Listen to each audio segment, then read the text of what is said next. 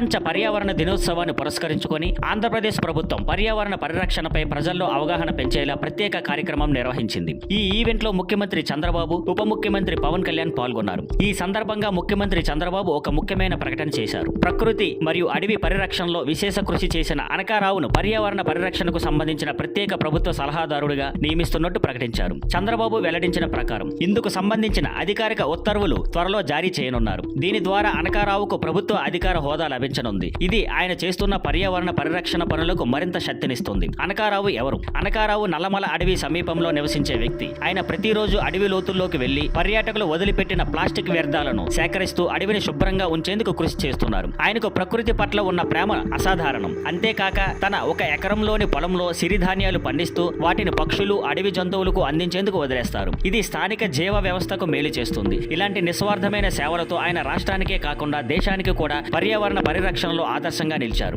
ఇప్పుడు ఆంధ్రప్రదేశ్ ప్రభుత్వం ఆయనకు ప్రత్యేక సలహాదారునిగా గుర్తింపు ఇవ్వడం నిజంగా గర్వకారణం. సామాన్యుడిగా ప్రారంభించి విశేష సేవల వల్ల ప్రభుత్వ హోదా పొందడం చాలా అరుదైన మరియు విలువైన విషయం.